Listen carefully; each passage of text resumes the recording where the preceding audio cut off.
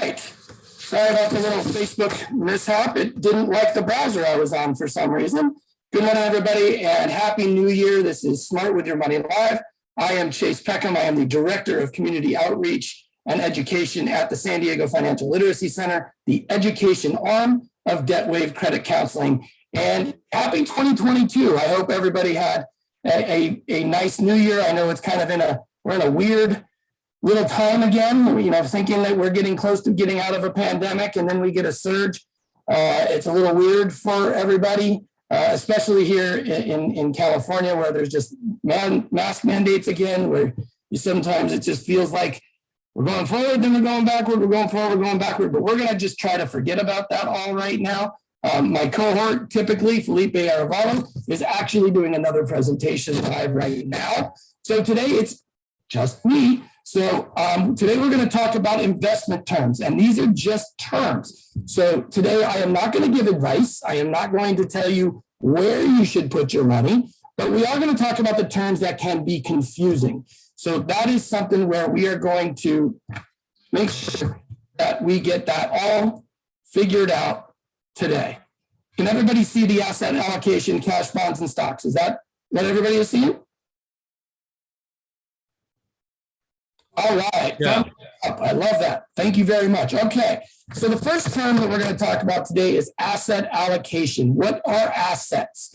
Those are things like cash. And that doesn't just mean the paper money. That doesn't mean the things that you have under your pillowcase, the money you have under your pillowcase. It's basically money that could be in any type of an account where you keep it, whether it be a checking account, savings account, whether it be in any kind of other account that you have at your bank or other banks. It can be stocks, bonds, anything that you have invested. So that is what is considered asset allocation. It's kind of diversified and all over the place. And that is something that is really, really important when it comes to wanting to invest and or thinking about your retirement and where to put your money. Because the more that it's allocated into different places, the safer it's going to be. And we'll talk a little bit more about that as it goes on. If you have any questions, please go ahead and put them into the chat line. I'll be able to see that. And I will do my best to get to that as we go. All right. First, the old 401k. Now, back in the old days, it was, you would get into a job, they would give you profit sharing, or you would have some kind of investment that they would put in there, and that you would be able to pull a retirement when you pull out. Well, in this day and age, that doesn't happen quite as much. We need to try to take care of ourselves. Yes, we probably will have some Social Security since we pay into that every single month, but it's probably not going to be enough. And so we need to take care of ourselves. And a 401k, a 403b, a 457, these are different types of retirement plans that are given to you by your employer. So your employer will give let's say, for instance, so the 401k plan is a plan that is given typically by private entities, private companies.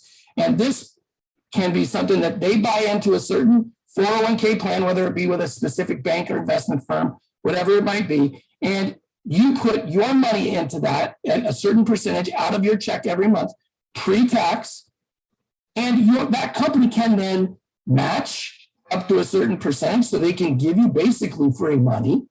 And that will just turn and build during the time that you're with that employment and through the life until you decide to retire and pull it out at that point. So what is the difference between a 401k and a 403b? Well, typically they're pretty much exactly the same, except the 401ks, again, private entities, private companies, where 403b typically are government and nonprofit. Teachers. So if you work for the government, teachers typically put their retirement into a 403b. In a nonprofit organization that is public nonprofit organization, where a 457 plan is typically for executives, typically executives of a nonprofit organization. But typically they're very similar products. And those are basically investment style products of mutual funds and other different types. Wherever you decide to put in the options available to you through the plan that your company gives you. Does that make sense to everybody? All right, very good. We'll move on. As we talked about it before, employer contribution, that is what I mentioned that before in the 401k. This is where, again, your employer can match. And so we always tell people, I mean, if your employer offers an opportunity for them to match, so for instance, certain companies, and it's pretty typical, if they offer, they'll match 100% up to 5% of whatever you put in, or whatever, let's say you put in 5% of your income. They'll match 5% of that. You can put in up to 15% of your income, but they may only cover that 5%. But still, over time, that is free money. I mean, it's ridiculous not to do that. So that's very, very important. So I recommend that highly. We talk about it all the time. Vesting is something where the company might have a rule that you need to be with the company a certain amount of time. So if, for instance, a lot of companies, you get hired, you're on what's considered a probationary period for 3 months, you may not even be offered a 401k up until you get through that 3-month probation period. And then they might have something where you won't be able to get 100% of the matching contributions from your company until you've been there for at least a year and a half, whatever the guidelines are of the company that they set forward there. And then you could be what they considered. I remember when my wife was going through it at UCSD, she was there on her 3-year anniversary, and she's like, oh, I'm finally fully vested. So that means that she's going to get 100% of whatever she put into that 401k at the time. Actually, hers was a 403B at the time. Whatever she put into that during that time. All right, so IRAs, and I know that people probably hear about IRAs quite a bit. This is an IRA is an acronym for Individual Retirement Account. Typically, this is something that you can go purchase and invest and buy on your own. Something that where you can do your investments. Excuse me. Excuse me, got a little cold, but I'm still battling through. And yes, I tested negative, so it is a cold. But it's something that you go out and you can put, so if you're self-employed, or you even just want something other than the 401k that you're in and put it into a completely different vehicle, you can put it into an IRA. Now, there is a typical IRA, and it comes out of your check, or you can put it in pre-tax. So that's something that is great. You're not getting taxed on it right there. So that's not going to go against, you're not paying taxes on whatever you put into that retirement vehicle at that time. Well, a Roth, on the other hand, is something that you can put in post-tax, meaning when you take that out at the end of the time, you've already paid a tax on that Roth, meaning you're not going to have to pay taxes down the road. And that's kind of the idea where, yes, it's going to be, if you did an individual retirement account now, and the same thing goes for the 401k and 403b, by the way, is they are all pre-tax as well, but that doesn't mean you're not going to pay taxes on it. You're going to pay taxes on it when you pull it out, and that's going to depend on the tax bracket. So a lot of people will do both. Like say if they do a regular 401k with the company, where it's pre-tax, they might do a Roth IRA, so with their own retirement vehicle. So when they come out of it, they're not going to be taxed double. So it'll be like one is already, hey, I get to take this out tax-free, no problem. Where the other one, you might have to pay the taxes, and only on how much you pull out at the time. So that really depends. There's a quick question here. It says, if I'm paying off debt, do I still want to contribute to a retirement? Gosh, that's a really good question. The answer is yes. Ultimately, especially if your company is offering a 401k or a retirement type benefit, especially if it's pre-tax, it comes out of your check every month. So you can take out a certain percentage. I mean, it can be 1%, 5%, up to 15% legally without being taxed on it. So we at the San Diego Financial Literacy Center, we recommend highly, even if you're trying to pay back debt, do something. Obviously, you want to pay back that debt. So even if it's just 1%, 2%, start doing it, especially if they match. because then if you're not doing it, you're throwing away free money.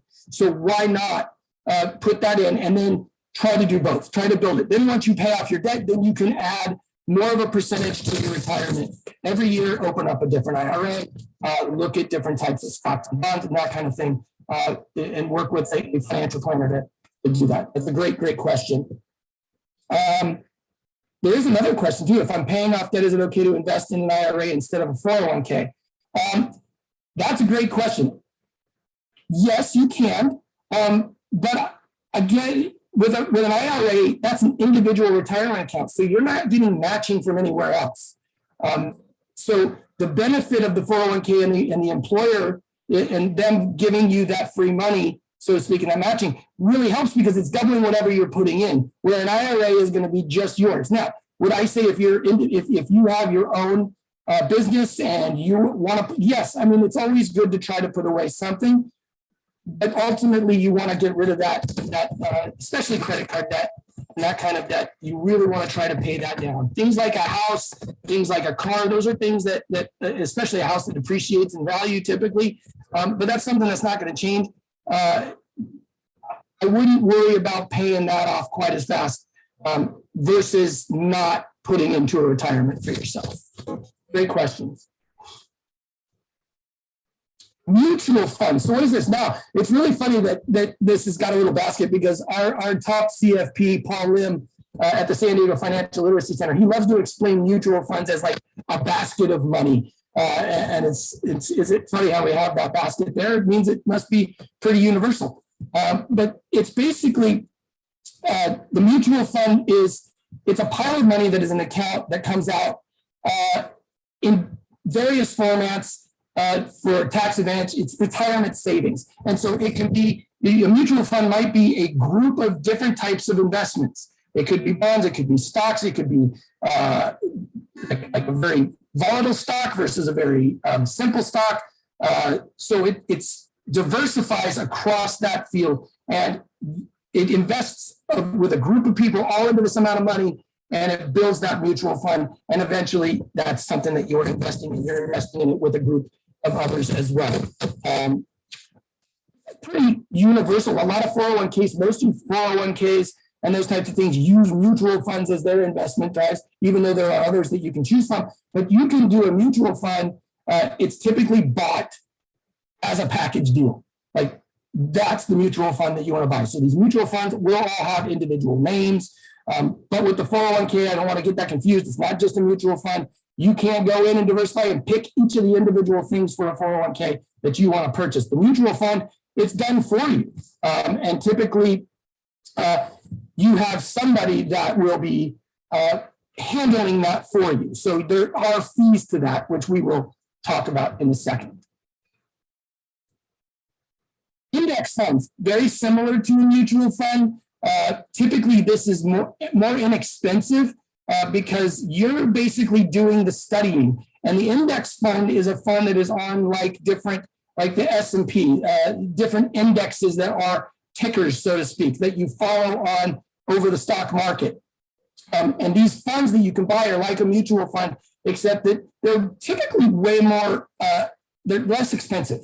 You're not having somebody manage those for you. So if the mutual fund, for instance, if you're in a mutual fund and the mutual fund is going up and down and your manager doesn't like that, they might reallocate things for you. Where with an index, it's pretty fixed and you can buy and sell it as you see fit for you. So it's volatile because it kind of goes up and down with the index ticker. So you might see that. I mean, if you ever go online, you can see that. You'll see a little ticker at the bottom and you'll see the index S&P. You'll see the different types of indexes that are out there. Expense ratio. Now, this is interesting. So we talked about finances and what it costs. What it costs. The expense ratio is typically it's the money that it costs to run the mutual fund. So it's at the end of the year, annually, it may come out that there's a percentage of the mutual fund that each investor will pay out depending on how much they have in there. So it's not for free, right? If you have somebody managing that for you, that takes work. That's their time, you're going to pay a fee on that.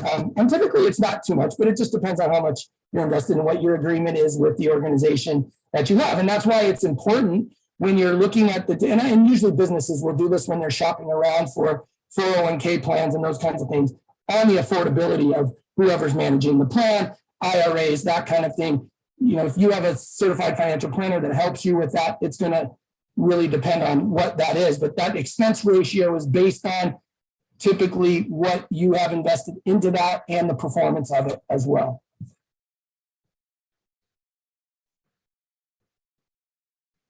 A bear market. So people hear about these. These are bear market or bull market. If you're watching those, you ever turn on CNBC or MSNBC and you'll see those tickers and they'll go, oh, we're in a bear market. Well, a bear market typically means that we're in one where the stock market is trending lower. Things aren't as good. That's not as healthy. So we might find out that the things are going down, that the bear market is it's struggling a bit. So typically, we go into a recession, something that we ran into back in 2008, where it was a bear market. It can be where we see things trending in a downward spiral. Whereas the opposite of that is a bull market. A bull market is, hey, things are going pretty well. It's a healthy stock market. It's a healthy market across the scope of the entire of financial industries. That's a positive thing. But we go into bull markets and bear markets. It's relatively cyclical, and then it's based on just things that happen in pandemics, for instance. I mean, who saw that coming, right? But it can be where we saw a bull market, and then it can kind of go into a bear market. It's a little bit either volatile. It just depends. The bull market is when we're heading in the right directions. Things are going well. Capital gains or losses. So capital gains are what you gained. If you've owned a certain stock and that stock has gained money over a year, and you sell, okay, that's only the key. The only time that you're ever going to get charged for capital gains, or they're going to look at capital gains as money that you have made or lost when you go to do your taxes, is if you sell that stock. So if you bought it, we'll make it very simple. If you bought it for $500, you sold it for $2,000, you're going to pay a capital gains tax based on the $1,500 that you made. So, or just the opposite, you can, if you sell it because your stock has gone down, you said, I don't want this to lose completely. I bought it for $500, but shoot, I'm getting out. This isn't looking good. I'm going to sell it for $250. You will then report a capital gains loss of $250 on that towards your taxes. So that means your investment it didn't go as well, but you're not, obviously that could be a write-off. So that's something that you need to look at as well. The capital, if you stay with it though, and you're not selling, you may have gained a lot of money. That 500 might be still going up at the end of the year, but you don't sell, that's not going to matter. So as long as you're not selling and you're not taking in the cash from that, that you're perfectly fine to go in that, to stick with that. A dividend. Now, so when you go to buy stocks or you go to buy bonds or you go to buy something through companies, these companies can then pay out dividends. And they might do that quarterly. They might do that every 6 months. They might do it annually. But if you buy into it, and you'll know this going in, so working with your certified financial planner is a great one, is knowing that when you make that, when you buy that, those companies will then, when there is profits, they will, based on how much you have invested in that, they could pay you a dividend every quarter or so, or annually. And so that's something that a lot of people, when they go through that, who've had these stocks for a long time, can use that as income through a period of time. So that's something when you're looking at and you're looking for those types of companies to get into that pay out on dividends or pay dividends. We don't see that quite as much as we used to, but I know that they're definitely still out there. That's something you definitely want to work with your certified financial planner on, is to discuss that. And again, it becomes diversification. Maybe you have some of the ones that pay out in dividends, some that are just, you're worried about when you're in retirement, or you take cash out when you have the opportunity.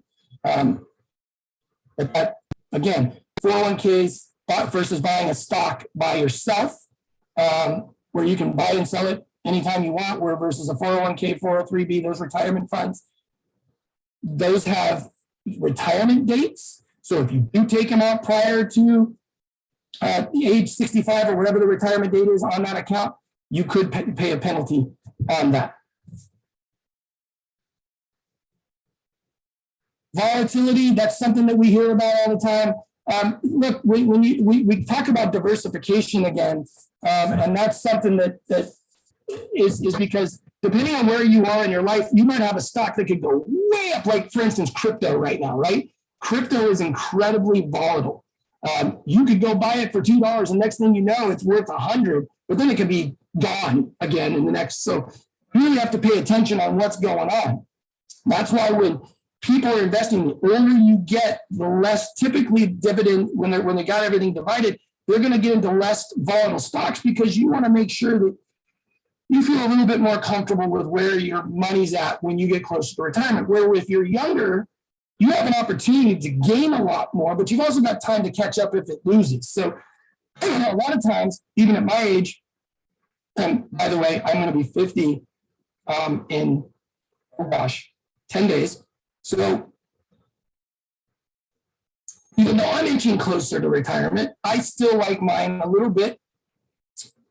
I like it kind of diversified. I like some in stock, in bonds, and things that are less volatile, that are don't make as much, but they're not going to lose either. But then the volatile ones could really go. So it's just something to keep track of. Excuse me. Are there any questions that anybody has? That was very quick. We had that was a lot to go through too. But we do have on our podcast, Financial Planning Made Easy, with the gentleman I spoke about with earlier, Paul Lim. We also talked about different types of vehicles that you can invest in, especially understanding what ETFs are, and different 21st century crypto and those kinds of things that are coming out within Kyle Woodley. So if you want to learn more and get even more in depth with investment terms and those kinds of things, that it is a great way to go about it. As I mentioned, Talk Wealth to Me. We got a great podcast coming out this Friday, our brand new one, our first one from 2022. And we're talking about the emotions of money and how people are handling finances and their personal lives as they go through emotional and psychological traumas, issues, like we all went through with the pandemic and or losing a loved one, those kinds of things, and how the state of our emotions really affect the way that we handle our money. So this is a great podcast coming out of 2021 and into the new year. And then in 2 weeks, on the 19th, we'll talk about the sandwich generation and the financial considerations that they're taking. So thank you, everybody. If there's any other questions, I'll do my best to answer them. And that'll do it. I miss you, Felipe. It's not as easy with when you're by yourself. Thank you, everybody.